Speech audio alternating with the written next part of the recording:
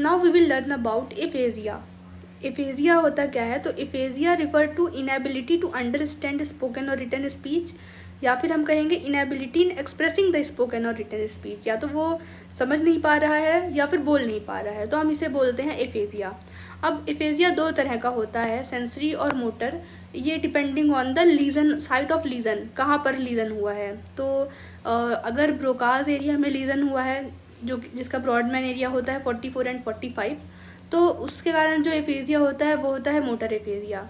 और अगर Wernicke's area में डिफेक्ट हुआ है, जो कि जिसका ब्रॉडमैन एरिया होता है 22, तो इसके कारण जो एफेजिया होता है वो होता है सेंसरी एफेजिया।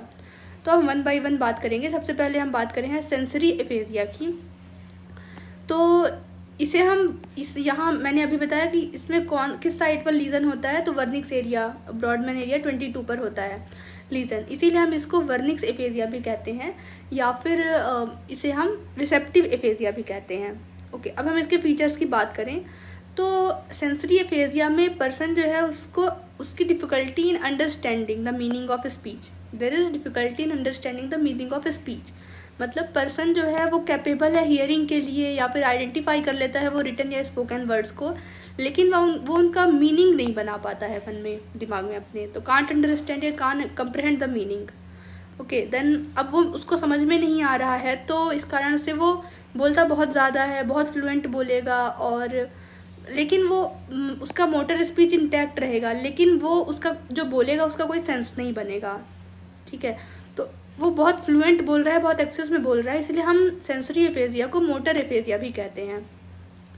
ओके, तो फॉर एग्जांपल अगर ये कोई पर्सन है, उसको बोला गया, उसके सामने ये पिक्चर लाई गई, लिखा हुआ है आई वॉन्ट एन एप्पल, तो वो इसको बोलेगा बहुत फ्लुएंट, पर वो क्या बोलेगा?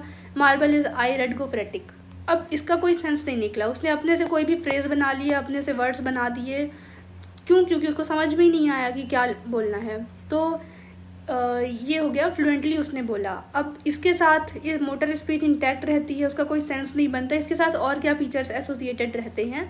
तो पहला हो गया एनोमिया। मतलब एनोमिया का मतलब होता है कि inability to find an appropriate word to express the thought. उसके पास थॉट है, उसके पास अपने वर्ड, मतलब उसके पास शब्द नहीं है अपनी बात को रखने के लिए। फॉर एग्जांपल वो ऐसे बोलेगा कि मुझे वो चाहिए था, वो मैं कर पाया, पर मैं अभी वो, मतलब वो करके बोलेगा। उसके पास शब्द ही नहीं है कि अपनी बात, वो क्या था, उसको बोलना ही नहीं आ रहा है कि वो बात क्या कहनी थी उसे।